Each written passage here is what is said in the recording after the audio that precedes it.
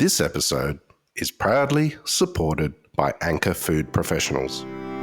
Whether you're a caterer, cafe operator, or chef running a commercial kitchen, everyone knows quality products are the foundation of successful dishes. Anchor Food Professionals is a trusted supplier to the hospitality industry and has built a stellar reputation thanks to their consistently excellent butter, cream, and cheese. As the food service business of Fonterra, Anchor Food Professionals is home to many well-known brands such as Perfect Italiano, Mainland, Western Star, and Bega, and is now an important part of the Australian food service sector. Anchor Food Professionals has a history of innovation and expertise in sustainable dairying that delivers a world-class product portfolio. If quality cheese, cream, and butter are important to your creations, head to anchorfp.com.au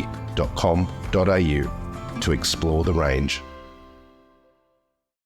And then that realization of, oh my God, the shop's on fire. I couldn't, just saying it, it was like, nah, it can't be happening. And then raced down, and when I saw it, I was just devastated. This is the Deep in the Weeds podcast. I'm Anthony Huckstep. What happens when you build a dream family restaurant only to have fire tear through the building and put everything in jeopardy? How do you rebuild? And with a new start, is it an opportunity to do things a little differently? Eleftheria Amanatidis is the co-owner of Eleni's Kitchen and Bar in Yarraville. Eleftheria, how are you? I'm good, thank you. How are you? I'm good. It's great to get you on the show. You've got quite a story and a family of incredible influence. It's an honour to have you on the show. How are things at the moment? Really good. So since reopening, it's been quite busy. I would say just like before, if not better. We've had a lot of, regular customers come through again that have been anxiously waiting for us to reopen, and just as much as new customers as well coming in. So we've kept busy now since we've been opened, and it feels like we're back to a bit of normality just like before. Yeah. Was this sort of reopening different to the original opening for you? For myself, I would definitely say yes. It's sort of a different kind of anxiety, I think. So, when you first reopened, for me anyway, I didn't really have any kind of background personally in hospitality. So everything was completely new to me, serving customers and just as little as even, how you greet people and seat them and take orders and things like that. So that was all so foreign to me. Whereas I feel this time, because I did have, those 8 years of experience under my belt now, it was more just a bit of a different feeling where it's like, okay, well, I know what I'm doing, but it's just this anxiety of reopening again and getting used to it again. Because obviously having so much spare time once, when everything happened with the restaurant, and it's like, okay, now this is the time to get back into it and, get back into some kind of routine again. Well, it's been an incredibly challenging period for you. For those that are listening that don't know, can you tell us what happened earlier this year with the restaurant? Yep. So it was in late June on a Friday morning, and we just locked up the shop as per normal the night before, to then obviously wake up the next morning with, alerts and alarms going off, and found that the restaurant had caught fire, or someone deliberately lit it, which, we're waiting on information on as well. And it was just devastating, to come and see the restaurant, race to get here, obviously, because you think it's not happening, but in actual fact it is, because it's happening in front of your eyes. But to then come here and you're helpless, because you can't do anything. What are you going to do? Run in and try put it out, or, it was just gone. So it was just sitting there watching it. And it took us 4 months to rebuild. It was sort of it sort of felt the same in the sense that the shop again was an empty shell downstairs. So the restaurant is 2 stories, and we also have a garden area outside. We were lucky enough that the upstairs area only had soot damage, so it hadn't even been burnt, as well as the garden area was literally untouched. But the downstairs of the area, like the restaurant, just before where the kitchen starts, was completely gone. So it was sort of like working with an empty shell again. So that felt very similar to when we first, took over the lease here and rebuilt and things like that.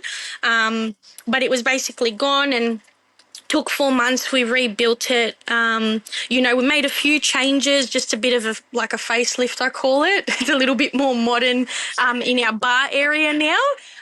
But yeah, we've reopened on the 13th of November, and it's been good. It feels, I feel like it's sort of just like before. Yeah. How did you feel that morning, with the alarms going off, the restaurant on fire? Like, how did you feel?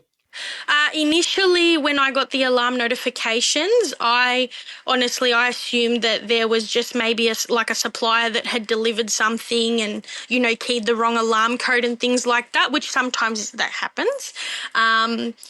And when I checked the cameras, which I don't generally because I just rearmed the alarm, when I saw all the black smoke, I actually thought that the cameras weren't working.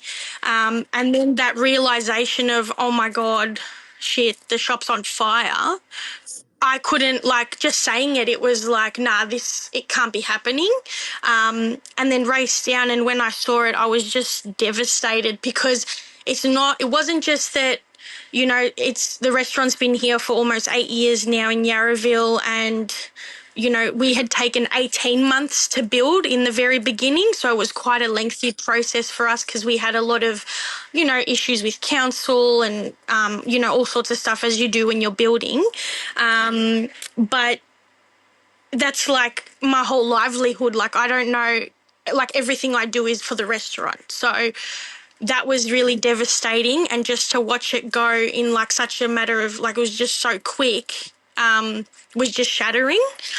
And then you go through the obvious feelings of, you're sad about it. Then you get angry, because you can't think of anyone who would, do something like that so horrible to anyone. And then, you try to pick yourself up and you try to be positive about it, because as devastating as everything was, my family is always used to, you take the positive out of everything. And that's what we did with this situation. As horrible as it was, our deli next door, which is another business that our family owns, that became so much busier than what it was originally. And, we were lucky that the fire didn't continue and burn the kitchen as well. So there were little things like that you try to look at and think, it could have been worse, but it was probably one of the most devastating things that has happened to us. Yeah. Yeah. Tell us about that rebuild process. Like, what was it like to go through? What impact did it have on you, rebuilding the restaurant? It got a little bit, it was frustrating for all of us, because the thing that I think some people don't realize until you're in the situation is that this one thing happened, and obviously the restaurant was the target, but you destroy not just our life, it destroys so many other, it's our livelihood, but then all my staff that work for us. And they, we're like a big family here. I've got a lot of staff that they've been with us for years, some even since we've opened. And that's all they know as well, because they're here so many hours with us. It's like our family outside of a family sort of thing, because even if we're not here, we're always catching up on Monday when the restaurant's closed. So it was devastating in that sense, and everyone was really supportive and things like that. But it just took a lot longer than what we initially expected, because, council needed reports and, things from the structural engineers and other fire reports and things like that. And obviously, this being the first time it had happened to us with the restaurant, we were totally unaware of what the whole process was. So that was definitely new for all of us. And, just hanging around and waiting to see when, police send forensics in and they have to check everything before you're able to go in, and making sure everything's safe, obviously, for the workers to enter the building. But yeah, definitely just was a lot longer than what we would have hoped. Initially we thought, oh yeah, we'll go in, everything will get stripped out. Maybe it'll be 2 months, and it ended up being double that. So that definitely taught us, how everything works and what the procedures are and stuff like that. But yeah, we finally made it.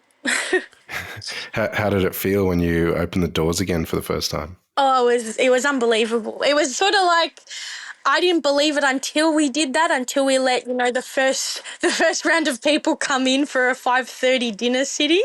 But then it was just like it. I can't explain it. It's as if. Okay, you don't even think that the fire had happened. It was sort of like, oh yeah, we've sort of taken a break for 4 months, and this is our first dinner service because everything just ran as it should have. It was just a weird feeling. Yeah. Well, I want to talk about Eleni's in greater detail shortly, but your family's got an amazing history in Yarraville.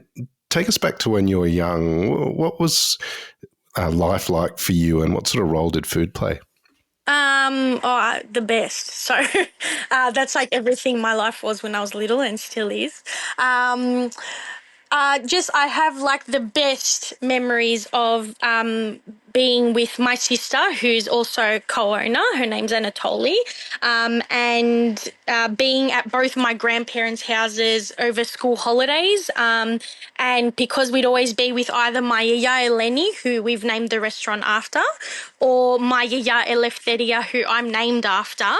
It was just endless days of baking, and whether it was like savoury pites or just sweets or getting ready for Easter or Christmas, they're like the best memories I have sharing that with my sister, and I think that's is obviously the reason why I'm so involved with, our food and culture and where we're from. And that's just pretty much made me who I am and why I've ended up in the restaurant industry, I guess, because I just love being around food. um, so yeah, that's my memories with food. A lot of baking from little. Your family has a rich history in the hospitality industry. Tell us a little bit about it. Yep. So when my grandparents came to Australia, they settled here in Yarraville. And my great grandfather, who is my dad's grandfather, he founded the parish in Yarraville, and he's very well known in the Greek community.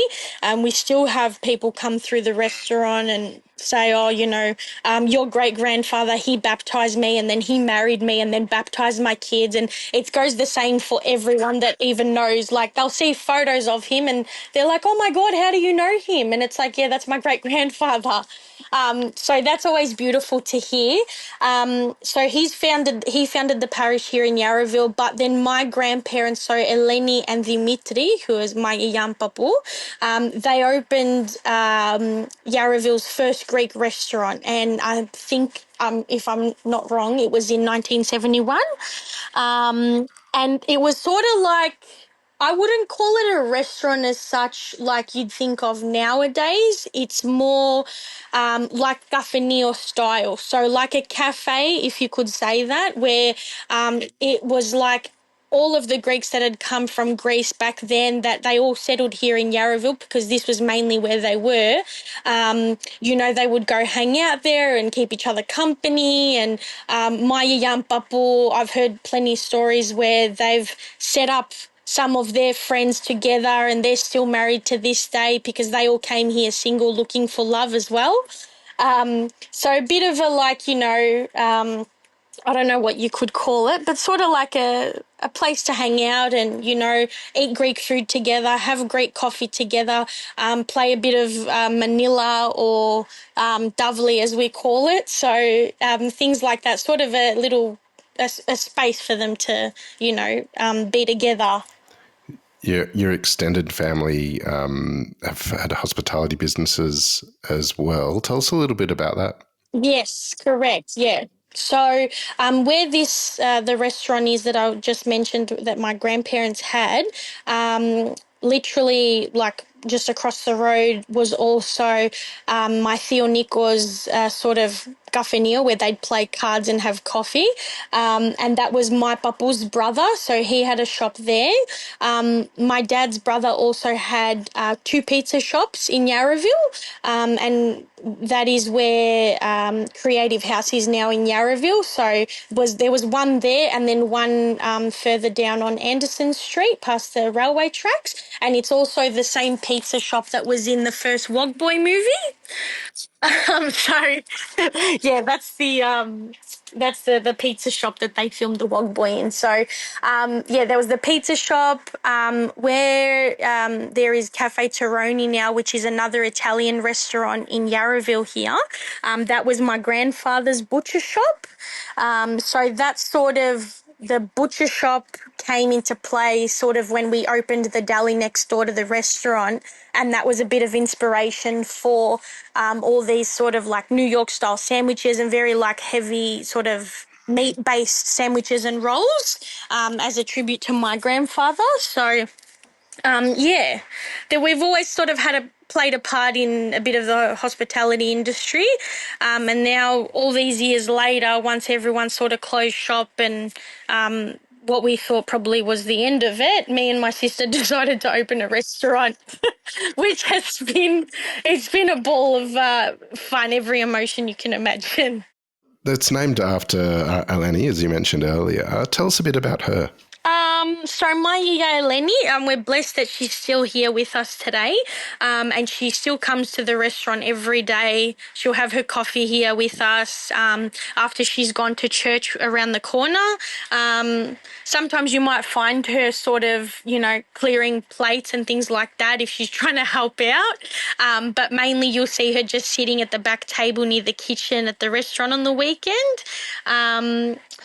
So yeah, she's my Eleni sort of has been always the woman in my life as well as my Eleftheria that from little I always sort of looked up to her and thought, Yaya's the best. Like, she's home all the time. She cooks for us. Like, it's the best meals. They're so tasty. It was just always full of love. And I think that's why it's so, like, that is so connected to me, I feel like.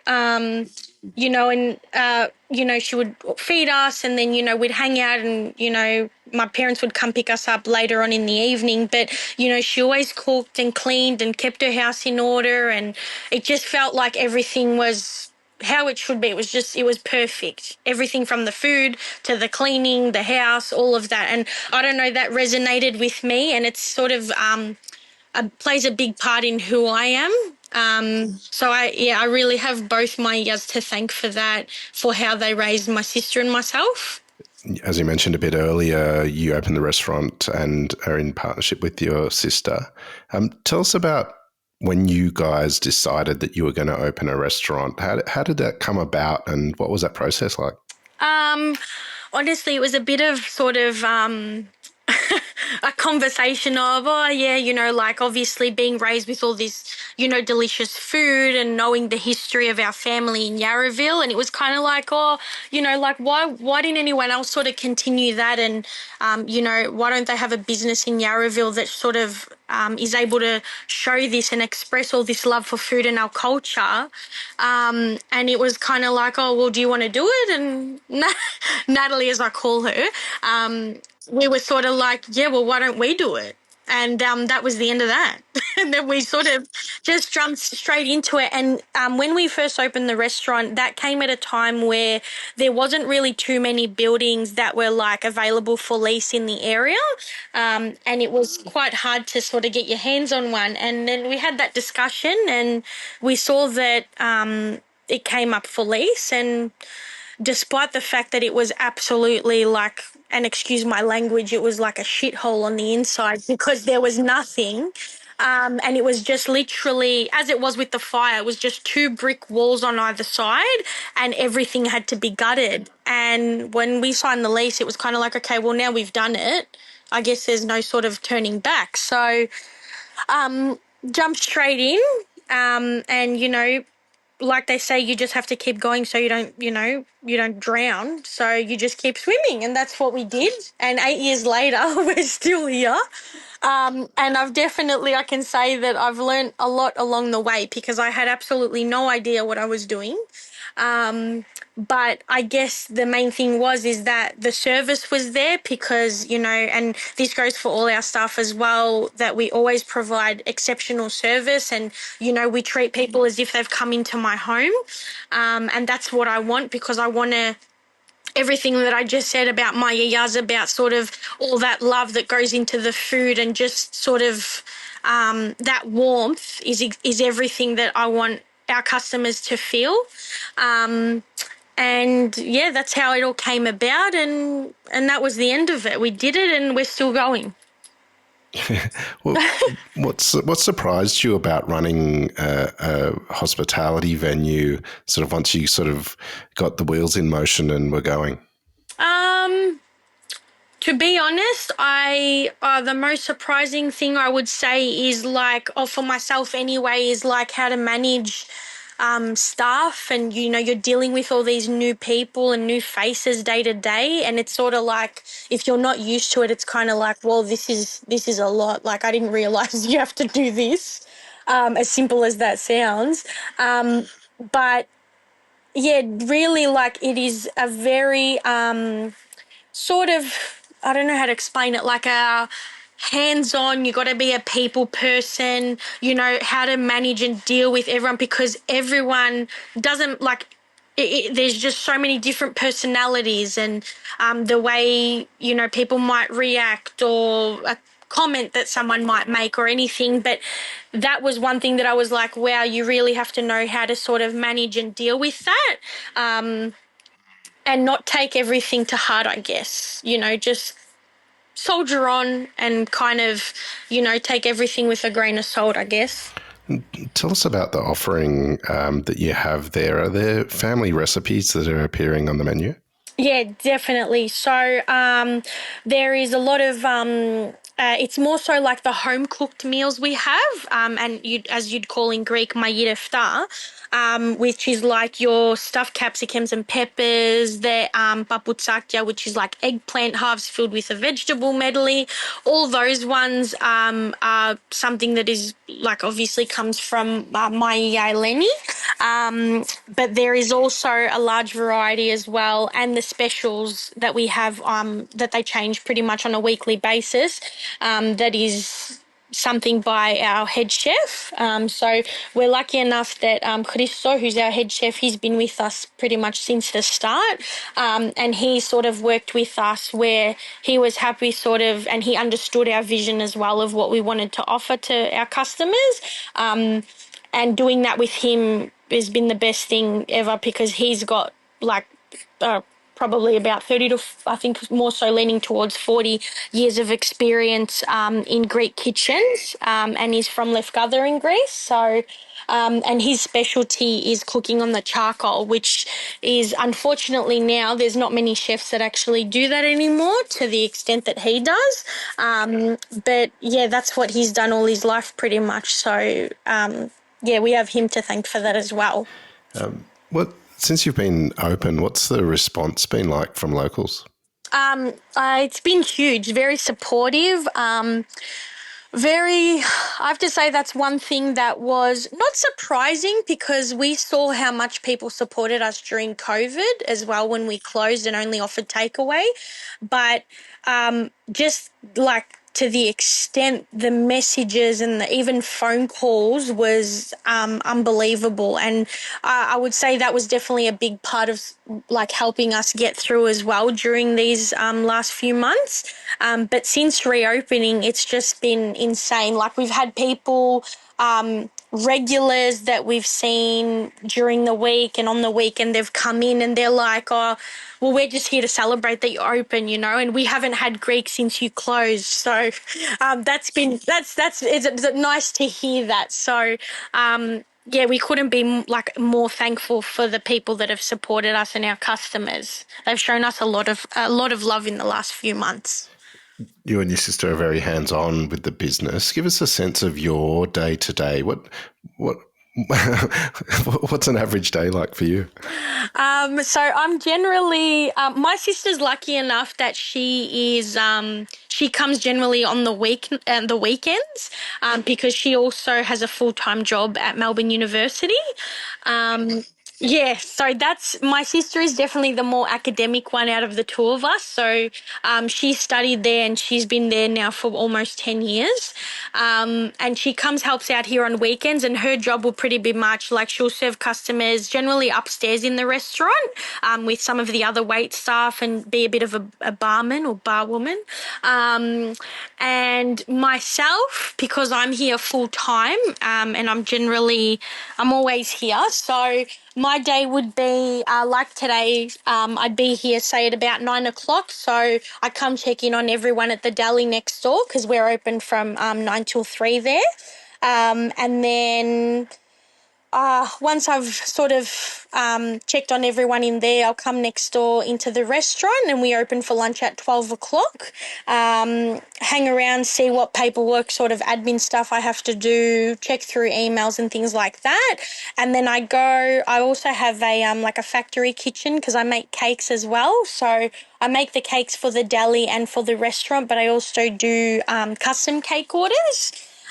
So then I'll be there during the day as well, and I've got a couple apprentices that work for me, so I'll check in on them, sort of give instructions, see what they're up to, and then work with them for a little bit. And then by the time I come back to the restaurant, it's usually about 3:30, 4 o'clock. I might sit down, have a quick bite with the chef and the boys that there's wait staff that work for me as well, and they'll work through to dinner, and then I work the dinner shift, and then I'm generally home by about 10:30, 11 o'clock. It's a lot of running around, and despite the fact that sometimes my legs hurt a lot. I don't think I'd have it any other way. Like a lot of downtime that I had, in the last 4 months, it took me a while to readjust, and I struggled with just sort of sitting around at home. And I actually felt like I was wasting my time. Which is funny to most people, because then sort of people look at me and see the hours I do and they're kind of like, oh, I couldn't do that, but then I look at people and I'm sort of like, I don't know how you sort of stay at home in the evening. That would drive me nuts. So, yeah, a little bit different, but that's my typical day, and that is 6 days a week. I'm glad that you mentioned the cakes because I wanted to ask you about them. Is there a specialty or two that you do that you can tell us about? So I would say with the deli and just the cake orders I do myself, my most popular cakes would be like my chocolate flourless cake or my burnt Basque cheesecake. They're really big sellers, even in the restaurant as well. But in the restaurant, you've also got your like traditional Greek sweets. So by far, they take the cake for the restaurant.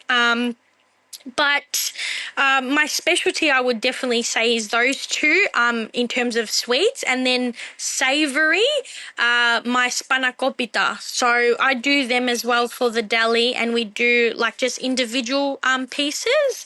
And they sell like hotcakes. People love them. And I guess another reason why they sell as well is because I feel like on this side of town in Yarraville, there's not really such a variety, say, as what there is in Oakley, like on the other side of town where it's full of Greeks, and every second shop is Greek. So it's something that we have here that people can sort of grab, and so we offer that, which is they sell quite a bit.